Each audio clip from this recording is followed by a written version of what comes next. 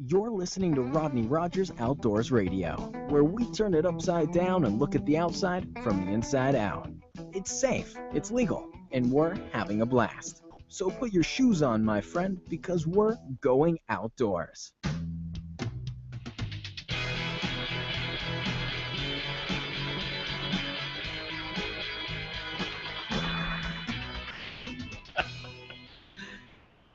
And here we are. Thank you for listening. This is Rodney Rogers Outdoors. Check it out. I'm Rodney Rogers. Check it out. Partner in crime, Michael Coy. Good evening. Good evening, Michael. How are you, buddy? I'm good.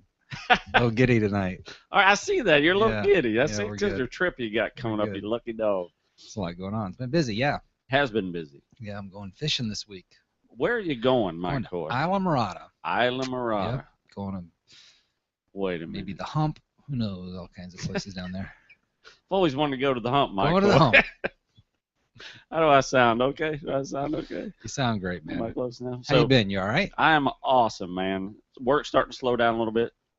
So, and for you too, Yep. Our weekends are going to start opening up. That means we're going to get off.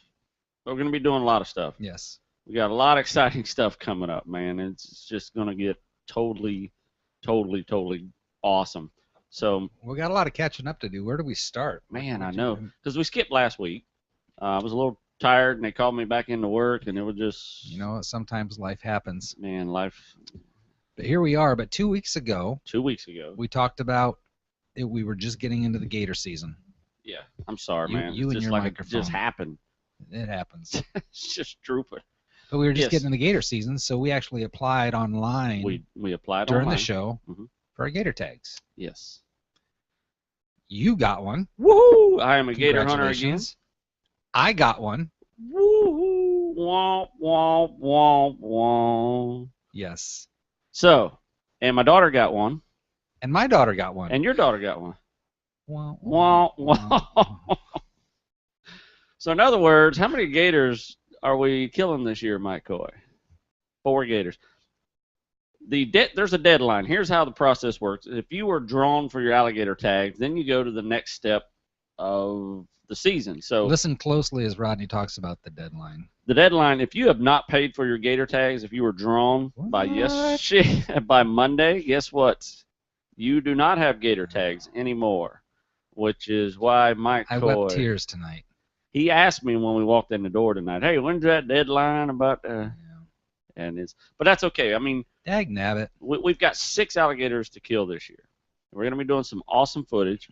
We're going to be getting up and close and personal with some alligators. This year, we're going to take it to the next level, absolute next level. Yeah, because the fact I why don't we get some good video? You know, Yeah. last year I was privileged enough to have tags, or 2 years ago, and you helped me get my fill of gator that year. So, but it's hard to do the gator hunting and get footage at the same time. Yes. So this year my goal is to get footage. So Okay. that is the consolation of, I'm not so bummed out as long as I get to go and shoot footage, and that's our plan, obviously. Right. It's going to happen. And we've got all the time in the world. Our first season starts August the 15th. We have Okay. 2 gators to kill the first season. We have 2 to get the second season and then the 4th season. Or there's 4 sections to the season. Right. And then it opens up all the way up to November. And I'd like to get everything before November gets here. Because it really does make a difference if you're earlier in the season, right? I mean, obviously there's Absolutely. a limited number of gators, there's a limited number of large gators. Yeah. I mean, relatively speaking. Yeah, and honestly, these alligators are pretty smart. I mean, while they have a little bitty brain, yay big, they're actually really smart because as soon as that light hits them at nighttime, they disappear. So I've got a new plan. We've designed a new hunting arrow for this year. So we're going to change the game up a little bit. I hunt with my cousin Nick. Dag nabbit. Did I say dag nabbit already? You did say Okay. dagnabbit. Just making sure I got that covered. So, Nick is like an extension of me. We just gel so well Mhm. together when it comes to hunting that, he's like a part of me. He can almost read my mind, which is a pretty simple mind. There's only a few things on it. So, alligator hunting is one of them There right we now. go. Let's focus. Yes, focus. Let's focus. Eyes up here. So if you're tuning in tonight via internet, via whatever. You know what? I know I'm jumping the shark here. I'm all over the place. Just bear with me. I saw a video tonight. I want to talk about that for a second. On Facebook, I actually messaged her through Facebook to see if she would interview tonight. And she's on the air. Here we go. Hello? There's a bit of a gator there. I almost beat my arm off. I don't know why I did that, Mike. I like that. It surprised me. I was expecting the redneck gal. No. I got somebody from. We can change it up, buddy. No. I like the across the pond. We are multi-talented. That was good. Woo. So you saw a video. Tell me about the video. So the video is this lady's filming this guy, and he's feeding the alligators. That's not so different. But he's in the water with these 2 7-8 foot alligators, and he's feeding them as they're coming toward him, and they're right here in his face, and he's like feeding them. So you saw this video on YouTube, on your Facebook, on this lady's Facebook page. Someone had shared it and shared it, and it was like 300 shares in the. So first of all, we're not sure where. No, I went back to her Facebook. But where the footage was filmed. Right, where the footage. I'm sorry, I jumped the gun. Yeah, where the footage was filmed. It's either I'm gonna go South Georgia or Florida. Okay. You know. Could you tell by the foliage or anything like that? No, honestly, it looked like a spring, almost like Crystal River. Yeah, so it looked like some sort of swimming hole, maybe a river with a kind of side lagoon to it or something. They were in airboats. I did notice that. Oh, you did? Yeah. Okay. So they could have been Everglades. I mean, it's just really, really hard to say where they were, and that's kind of when I was hoping to. But describe the video. I interrupted you because I wanted to get the groundwork laid. Yeah, the video is the guy just basically feeding the alligators in the water, and they're climbing over his head, and he's playing with them, and he's holding them. Now they're trying to bite him, not aggressively. Yeah, they're very but just docile. more. Yeah, they're very docile. I mean, they were just more just kind of playing like a almost soft like they were drugged. Puppy. Yeah, exactly. It looked like they were drugged, but it was like a big puppy, you know. So first of all, I mean, he actually kissed one of them at one time, as if he would the dolphins in the water. He picked it up and kissed the alligator right on the nose. But he came up from underneath them. He's kind of had him on his head like a lightly hat. playing with them. Yeah, he's So first of all, it's illegal to feed gators in the state of Florida. In the state of Florida, okay. Yeah, there's no permit that you can get to feed an alligator in the state of Florida. But across state lines, Georgia, Louisiana. That I'm not sure about. That's where I'm kind of because that was your first comment is first of all you can't do that. Right. Yeah. But it was pretty cool. Maybe there's a place you can. Okay, so secondly, I mean, because this is very fascinating. This video. Yeah. Is it feasible to interact with a gator? You and I have talked about this many, many times, and I've always said that I'm very confident that I could get in the water with wild alligators, and I've done it. I'm not confident that I can. I've done it. I've been close to them. I've, picked up big alligators in the water, and so I think in the right conditions, if it's not, what's the word I'm looking for? Everything has a instinct. That's the word I'm looking for. Let me hear. If it's not threatened, if it's right, if you don't controlled, and if you don't trigger that instinct that those alligators are looking for, like sudden splashes or taking off and something like that, then you're most likely not going to be attacked. Well, the other thing about the video, obviously there was a small group of people standing around watching. He was either entertaining or like a tour guide demonstrating. She said in the video, "We have the best guide ever." So I'm going to assume he was like one of the airboat ride guys. Interesting. Yeah, I'm just curious to. So yeah, I'm dying to figure out where this is, or who it is, or because I looked on her Facebook, and it just kind of trying to get a location. Yeah, he was entertaining the gators much like somebody who owns or has a wild cat. I mean, a wild cat, like a lion or tiger. Exactly. Realizing it's a wild animal, but gently interacting with them. It was the same type of, yes, as if they were pet gators. Obviously, right. They weren't, I don't assume. But you can see in the video, he didn't drop his guard at any point in time. He absolutely kept his guard up. So that was kind of interesting, man. I mean, that was absolutely. Well, since we've got gators on the brain, it made it even more applicable to the. Exactly. Made it more interesting. So that's basically going to be our topic tonight, our gator season. What our next steps are. Yes. What we're getting ready for, how we're going to handle it, and of course, we're going to take calls all night. If you just any call. What's the number? 262-345-7763 is the number here in the studio. Sounds right. You can call us direct, and Test we'll it. get it. And I'm excited. Good. This is step 2, 3. What is step 4? Step 3? Well, step 1 was applying. Okay, 2. Step 2, I failed at step 2, which Yes. is paying for your paying gator for tags. your tags. Dag nabbit. Have you said that already? I don't know. Dang nabbit. And now we're at step 3, which is the preparation. This is where, to me, it's my most exciting time. It's the preparation. One is we're designing our own. Your arrow. Yeah, our own. You've known for years. We've speared alligators. We've caught them with fishing poles. We've done a ton of stuff with these alligators in order to get them. Now, in the state of Florida, you have to have your alligator attached to a line attached to you or your boat. You can't just. Well, explain that, because that looks like exactly. you got your gator on a leash. That's what I'm going through now. It's like like you said, like a gator on a leash. So you cannot put a bang stick in your hand, drive up and bang an alligator. You can't do that. It's illegal, because if you hit him in a bad spot, he swims off. He's injured. And you have no way to pull him in the boat. So the line is either a piece of chicken he eats, you got him on a fishing pole, you got him hooked, or you have him speared or arrow. Or okay, so that's the first step. Is you gotta secure this gator somehow by a line. Pick your method. Basically, what you're doing is you're picking your method of how you're gonna get this gator on the line. And we've got them several. You did it with the fishing rod. We've done it. Literally Exactly. hooked him. Absolutely. Pulled him to the boat. We've speared him. Now, bow and arrow. Last year we did bow and arrow. Yes. We designed the arrow, and basically what we did is we designed a tip that goes on a regular arrow, because fishing arrows are very heavy. They're like real strong fiberglass, and they're extremely heavy. So we designed a tip that would go on the a regular arrow, carbon arrow. We can shoot it. Right on top of it, it just kind of rests on the tip? It just slides right over like Okay. a sleeve. Okay. And then we can shoot it, and when it gets inside the alligator and they take off, the arrow comes out, arrow floats to the surface, we pick the arrow You got up. a string still attached. The string's still attached. So the first 50 feet is 300-pound test line, which is real thin black string. They take off.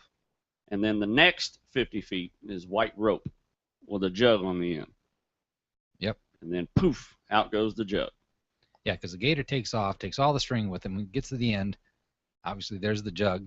Yep. And that's strictly it's a bobber attached to the end of that bobber. gator, so you can find the Find bobber. the gator, exactly. So, and now we have attached another string to that jug, so we're attached at all times. I'm smiling because it brings back memories, and that moment of that jug flying out of the boat. That's an exciting is moment. intense. It is. It is game on at that point. Oh man, your You know, adrenaline starts pumping because it's Huge. you know it's about to Yeah, start. you've got it at that point. Now, even to back up a step further, if you've never done this before, the arrow that goes into the gator is much like a toggle bolt Right. that you put in your wall, Mhm. right? Yep, You exactly. shove it through the hole, and it expands backwards. Yep. So it's not coming out. Exactly. So it goes in pointy first, expands, and Pow. kind of braces itself on the inside of the gator. And that's what we've changed. Remember how really? we had the expanding one? Yeah. What we were finding is that expanding one wasn't penetrating. It was a lot harder. If you didn't get it all the way in. It pulled right out. Yeah, yeah. I lost a giant alligator Yeah. for that reason. So I said, this has got to get better. So what I did is I devised a tip that's about 3 inches long. It's a lot skinnier. It's a lot smaller and a very, very needle point. I mean, it is needle point. And then the cable is actually hooked in the center. So as it goes in, the tension of the cable actually pulls it sideways. So once it goes in, it turns sideways. So now it's a T Okay. inside of there. Okay. Instead of flanging out, Right. it goes in, you pull it, and it backs out into a T. Okay. And we've not lost one yet. I mean, it's it's so sharp. It just, man, when it penetrates the bone in the back, the osteoderms right there in the back, where we used to just bounce right off. Right. This thing is penetrating that bone and going right into that. It's an amazing. And this is designed to work with a bow and arrow, with a exactly, and the tip bow. itself. So we can literally take it off quick, put it on the spear, and still throw it. Well, I would think you'd have a much better success rate, even up front, just using a compound bow rather than hand spearing one of these bad boys. You got a little more distance. Yeah. Because what we're finding and is accuracy. Yeah, and, accuracy improves tenfold. Yeah. We're able to get a little closer because we started hunting out of canoes again. We did it for years, and we went to boats. We tried every boat in the world, and these big alligators, it's just hard to get close to them. So now we get right up on them with a canoe. I mean, we get so close, it's amazing. I mean, we get literally right on top of them. I do a celebrity bowling tournament, which we'll talk about at the end of the show. Remind me. Okay. I'll be doing that again. So our celebrity bowling tournament, basically, they purchase me. They bid on eBay and they purchase me. So they bid on eBay? Yeah, on eBay, and they purchase Rodney the Gator Hunter. And then with that, I give them a gator hunt when available. So this young lady, I took her gator hunting. She was in the front of the canoe, and we had a 11-foot alligator 6 inches off the bow of the canoe. And when it rose to the surface, she freaked out. The size was immense and really just sent her to a nervous wreck. Sure. And not to mention your canoe, which can be kind of exactly. But she was stable. I had the stabilize. Everything right. was, and she was right there. And then she just forgot to release the arrow. She released it with her hand instead of the release. The arrow kind of lobbed off, hit that alligator right in the back, and all hell broke loose. Wow. So, and then she was done at that point. She just couldn't. She was so nervous she couldn't even get her bow back at this point. So it was. It's intense. Yeah. The big giant alligator we had in front of us, man. It was just. I mean, it's intense for a lot of reasons. Number one, it's pitch dark. It's dark. And you're in the middle of a lake. The only light you see is where your flashlight's at. That's all you see. Yeah. So so that alone, any other night, forget the gators, just going out on the lake in the pitch dark in the middle of the night. If you're not used to it, right, can be very intense. And then to know there's an 8 to 12-foot gator swimming somewhere underneath your boat. Very close. And then you're in a canoe. That far from the water, literally 6 inches. Your adrenaline's pumping. Yeah, your adrenaline's pumping. You know what? And it can even, I've done it for so many years. I mean, the fear for me has kind of calmed way down.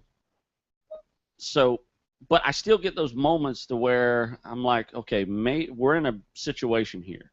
So I always try to, when I start getting scared because we're in a situation, we're in a situation. So I'll get Nikki up beside us, and we'll get together. Is there something I should watch for so I know that when you're in that position? Yes. Are you ready? You're not around anymore. When I look in your. When you see me doing the backstroke, woo, to shore, you're on your own. We got ourselves. Because you hold your own pretty well. I don't know what that telltale sign would be. That Rodney's in a situation, which means I'm probably in a situation as well. That's my situation. My situation is keeping everybody out of a situation. So I have to try to figure out what's the safest way of getting everybody in a safe place when something like that goes down. Because when you pull up a 10, 12-foot alligator in between two canoes, my cousin and I were both in the canoes. You never know how that person in the front is going to react when this alligator gets to the surface and realizes he's caught. They just go crazy. So if the person in the front reacts very badly and they fall out, then you have to react by jumping out with them. You have to. I have to. Yeah. I mean, it's just to keep them in the safe. So I have to keep us in a position to where that doesn't happen. By pulling by keeping the gator down toward. Because once that happens, my cousin and I will pull our canoes up side by side, and we'll try to bring the alligator up in between, and we'll try to bring it in the fashion to where the hunter can bang it with a bang stick. Sure. And, now we have a backup bang stick that if they miss that first shot in a bad spot and it goes crazy, I can get it with a second shot. So So the situation is you got to keep people from getting in a situation where there's a situation. And there's a bad situation. You know what I'm saying? And a bang stick, again, is a stick with a shell on the end of it, right? Let's go over our methods while we're on that Okay. subject. How's that sound? Yeah. So basically, this is where we're at the point where our methods start. So our methods being, how are we going to catch the gator? How are we going to euthanize the gator? Okay. That's a better way to say it. And how are we going to, process the gator? So all of this takes an effect. It's not just the hunt itself. Now you have to catch it, kill it, move it. If you kill an 800-pound alligator, somebody's got to put it in the boat or pull it behind the boat. You cannot leave it there. No, you cannot leave it there. Okay. So, and then, not that you'd want to, but there's a process. You got to tag it. Remember when we had the Right. tag it immediately? How exciting was it putting your first tag in cool. an alligator? It was very awesome. So these are the processes and these are the steps you have to get ready for. And there's equipment that goes with this, meaning, you got to have your bang sticks, your bows, your arrows, your knives. You have to be prepared, your life vest. Mm-hmm. All this you have to be prepared for. So that's what we're in the stage now. We're in the stage of getting everything ready. And we invented these poles that allow, in a canoe, it allows us to run them straight to the bottom and lock them and stabilize. so we have a stabilized canoe. So we're going to try some different methods this year. That's interesting. One is a chicken on a board, basically where you put a rotten chicken on a board to float out because there's some really big alligators. Now, are you allowed to do that? Yes, that is actually the absolute preferred method. Well, what is it you're not allowed to do? You're not allowed to. You're not allowed to traps. use you're not allowed to use trap hooks on bushes, and you're not allowed to use treble hooks on your chicken. There's a required device that you put on there. That they basically it's a stick. It's a wooden peg or a metal peg, 3 inches long, just like the tip I explained. Yeah, right. Cable in the middle, so when they swallow it, okay, you turn sideways and it won't come out. So you have the alligator. And if it breaks off, they pass it. Yeah. It's not a hook. Because if they swallow a hook and it gets everything tangled up, pokes holes, okay, blam, So what do you do then with the chicken on the board? This is the first. So basically, you have this board that just floats out in the water. You have a piece of wood. We got a foam piece of wood, and you put the chicken on top of it, and the smell just basically goes across the top of the water. And the alligator will come up, the board will sink, he'll grab the chicken, he swallows it, and he's on his way. And then you just give him line, let him have it. And then all of a sudden... Because tell me again, because what's the line attached to? It's on the chicken? Yeah, there's a line, there's that little... Oh, so you can use that. Yeah, you can use that. And then that's all the way back to the boat. You can't use a hook. You cannot use the hook. Exactly. And this is the preferred method. So you're just baiting it and snagging it once it takes the It's a little less exciting because you're just sitting there. Yeah. If you could be there all night and he does not get the chicken, where we like to chase him. But that can be unsuccessful too. And it could be unsuccessful as well. And it proves to get an average alligator. If you want those big giant alligators, those things are 12 foot for a reason. Yeah, we had troubles. You know what? You could tell the experienced, probably elder gators. Oh yeah. Because they disappear a lot quicker before they could almost sense when you're heading their way, and they disappear. As soon as that light hits their eyeballs. It seemed like the younger where they were and the small, you could get right on them. They weren't scared as easy. Right. You could come right up to them, but the bigger ones, you'd see one that you knew was large. You saw no more than head the boat that way. And you figure 11, 12-foot alligators anywhere from 35 to 50 years old. They've survived every hunting season to this day since it started. They're pretty smart. If you see someone with an 11-foot alligator, you go, wow, that guy survived even when we were not allowed to hunt alligators, 30 years ago. Wow. So he's lived through all that, so they're pretty smart. These things they catch on. They pattern very well. So when you do the chicken on the board, you just kind of, like you would with ducks, you kind of set yourself up in the brush or something? Yeah, basically you just put yourself, 50, 60 yards away. Just back out. You can be in the middle of the lake. I mean, they don't really care about you. You almost wouldn't need to even. You could do the whole bucket thing again, couldn't you? Or is that what you do? Bucket. Like when you hook them, when you spear them with the bucket on the end of the string. That's exactly what you do. Okay. Yeah, you just pile it up in the bucket. So you just need to be so you can see it. That's it. That's it. This year we got fluorescent yellow line, so we could see the line going through the water. We used to use the black. Mm-hmm. That proved to be a little bit difficult because when you're reaching your hand in there, Yeah. that was a little spooky. And as the alligators came up, you really didn't know, because Mm-hmm. a lot of times you've seen it, those alligators will come up with 1,000 pounds of grass. Yeah. You don't know where their heads are Yeah. at. You don't know if you stabbed him in the head, the tail, the neck. You don't know what you got a hold of. And, we killed 11-footer one year, and we had him in the tail. We didn't really know where we had him. We just knew we had him. And we had the bang stick, waiting. And then when the gator came up, the bang stick was at the wrong end of the boat. Okay. So, so, it was a bit of a difficult operation. Well, move on with the process then. So you've got a hook or some sort of device that he's now swallowed. So now he's attached to a line, attached to a bucket, and there it goes. And there it goes. So the fight is on at this point. And if you're in a canoe, he's going to drag you for an hour, 20 minutes, just depends on how he gets. So once he has that line, be you hooked, however you have him, you start pulling up very easy, because they don't realize they're moving in the water. They really don't have that concept. So you're trying to get him up to you nice and careful. So you're slowly pulling. And as you see, you're constantly using, this is when you put your bright lights on. We got the Q beams and all the bright lights, and this is when we want to see in that water. So when that water's murky, it just makes it a little tougher, because you usually don't see them till they get right at the surface, and that's when they see you. So and you just got to be ready. So as that alligator starts to surface, he's coming up to that surface. He sees you, you see him, everybody goes crazy, and that's when all hell breaks loose. So that's when you have that bang stick ready. And our bang stick is just, like you were saying, it's just a 357 Magnum it's basically a 2-inch gun.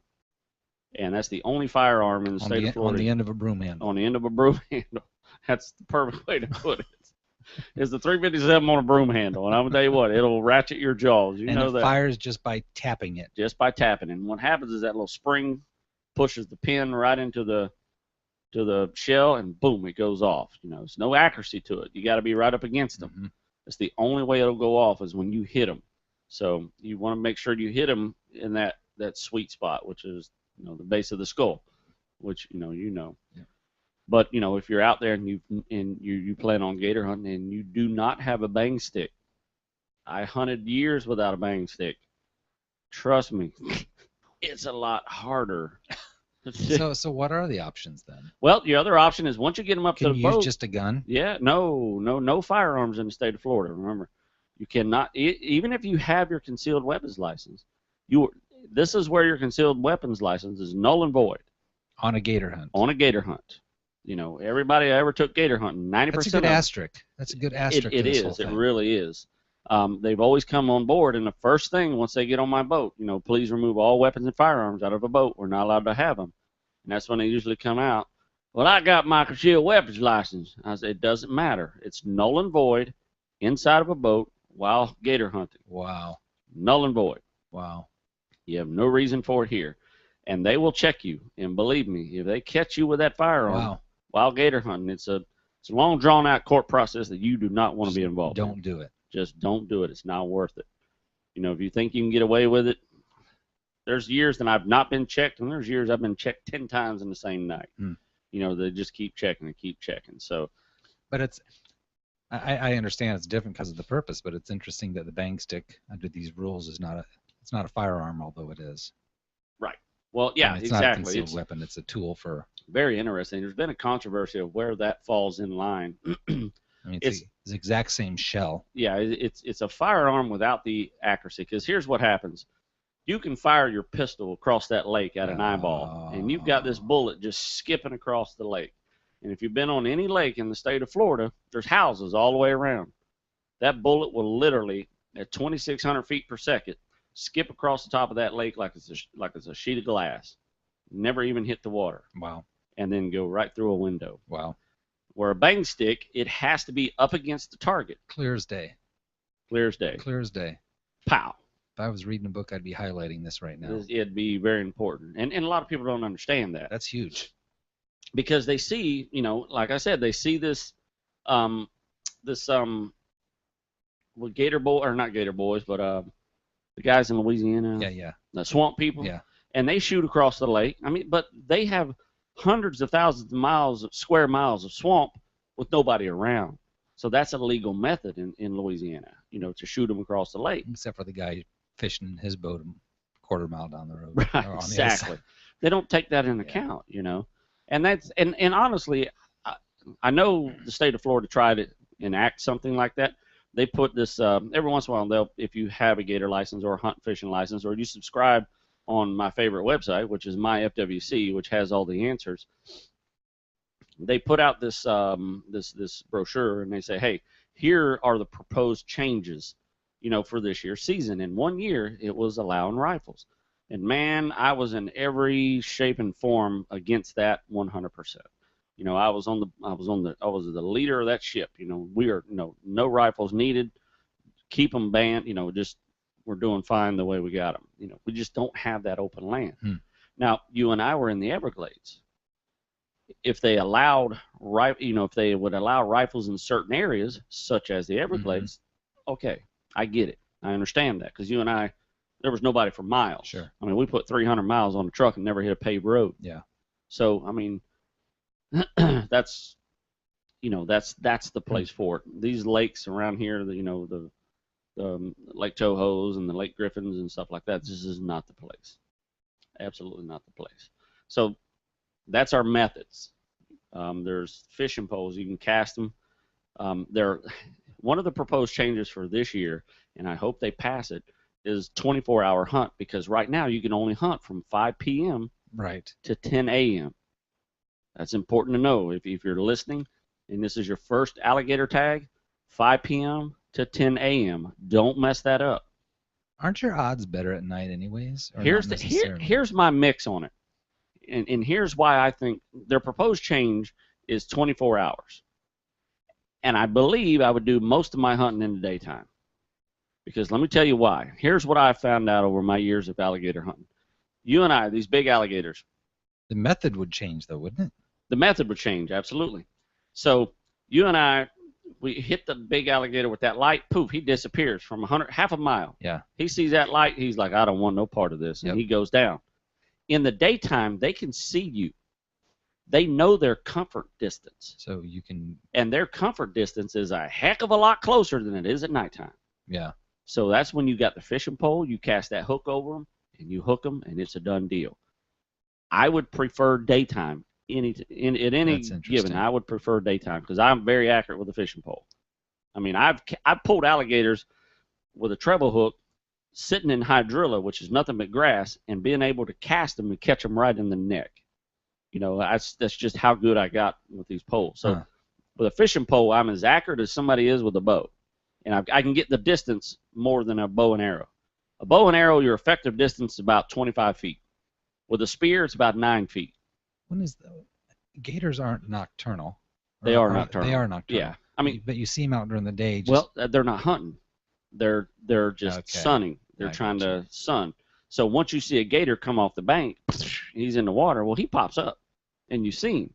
And a lot of times you can paddle in a canoe within his comfort level, which is usually, believe it or not, around 30, 40 feet. Yeah. I can cast a hook 120 feet. Yeah. And he's in trouble.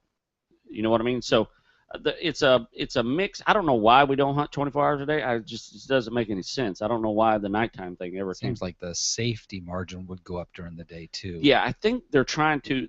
They take in effect a couple things. One is, residents of housing are sleeping. They don't see people killing alligators. When you got your little daughter or your son who's never seen this, and there's just fishermen on the lake in the daytime.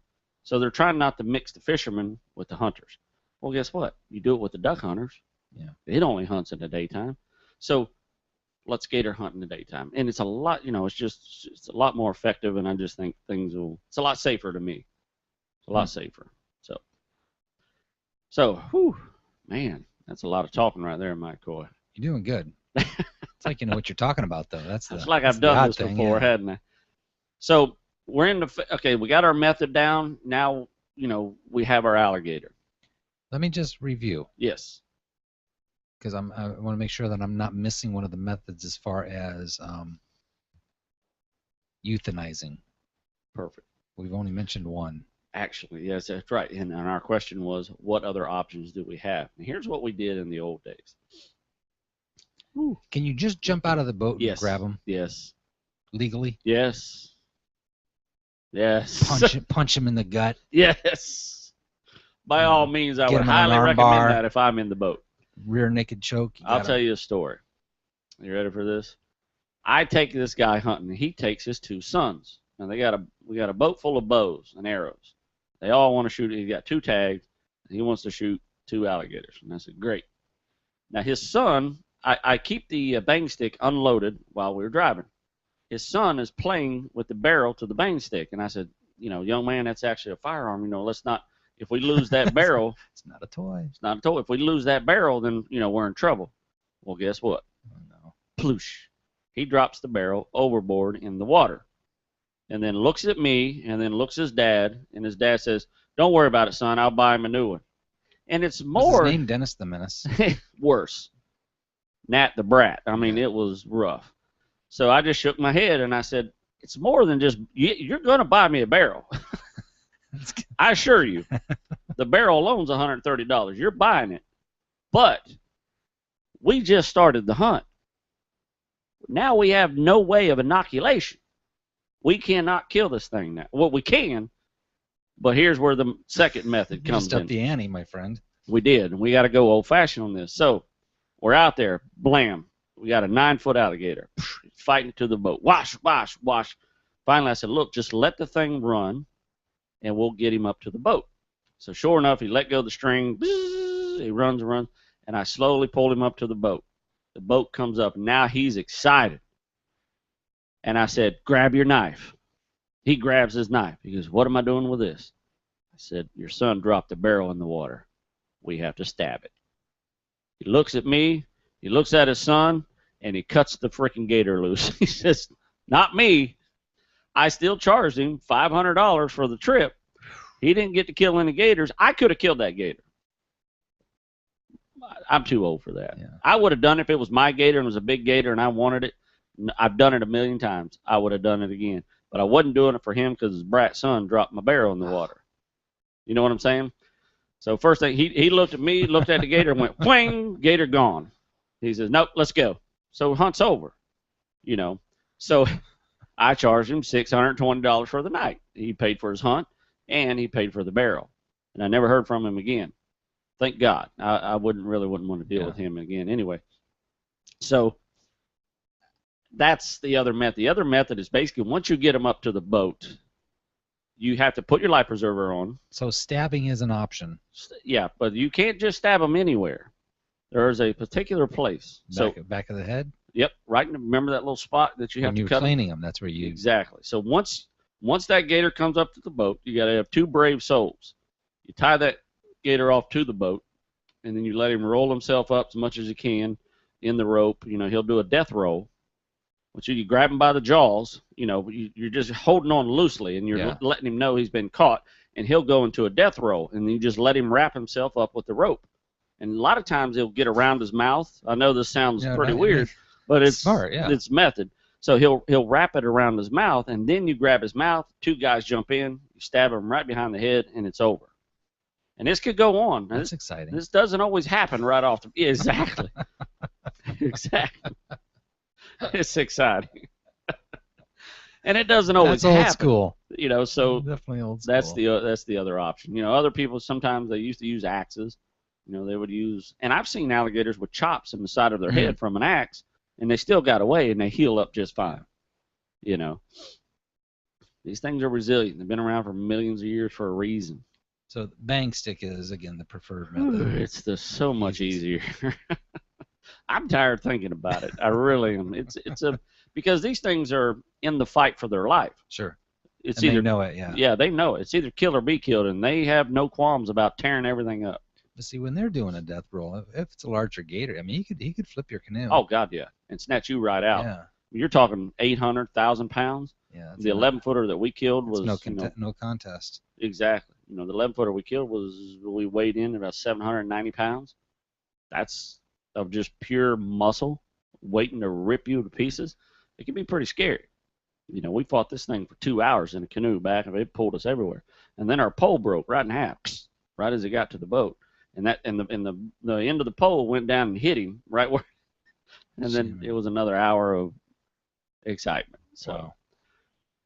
So yeah, that's gator hunting in a nutshell. That's crazy. Well, you know what? That's probably a good place to stop because we've killed him, or we've hooked him, we've euthanized him. I like that word. Yeah, the euthanize. And we've got him to the boat. Yeah.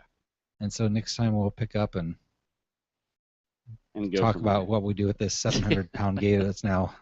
That's the exciting part. That's the exciting part. So there you have that. So it's interesting. So now, I mean, just to recap, though, now they go back and all the folks, dagnabbit, the folks who didn't get their gator, pay for their gator tags, folks back into like the pool. You're welcome, everyone, by the way. Yeah, for 2 more gators back in the pool. That's it. Actually, 4 with my daughters. Yeah.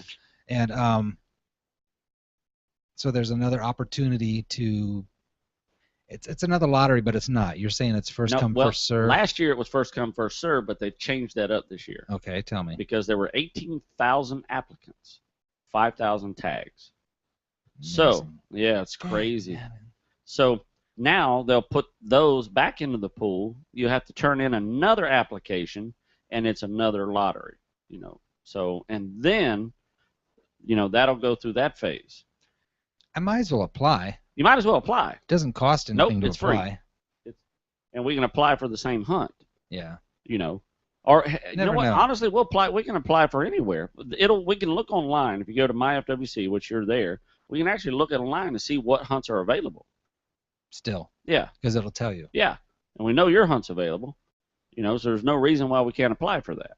Okay. So, and then it'd be amazing if you got it again. How crazy is that? And then after that drawing, for the people who don't pay for that phase, then it's first come, first serve. And then on that third phase, if there's anything left for Lake Toho, even though I have my tags, can go first come, first serve and go buy more. Oh, really? Yes, okay. Yes. So that's one of the things they kind of put together. Okay. I can go buy 2 more tags. Oh, cool. So actually what I may do is look and see what's available after that third hunt, and maybe we'll look at a different lake, and I'll see what's available. For something different. You know, because I know normally what's available is that, remember that Holy Land we went to in the Everglades? Yeah. That's usually available. That'd be cool. At the end of the season. That'd be cool. That would be a neat hunt. You know, whole different experience. And even if we didn't get 2 gators, which I don't see us not getting 2 gators. We could do something. That's a good time down there, anyways. Yeah, it's an awesome time. We know our camping capabilities there. Well, let's move. Tell me a little bit about this celebrity bowling tournament. So here we go. Yeah, so we have a celebrity bowling tournament coming up. We did it last year. We'll post it on our site again. Hosted by who puts this on? This is from Real Radio. Monsters. It's Rock Pink. It's Rock Pink for breast cancer. Okay. That's the main. You know, so you can go to rockpink.com. Yep.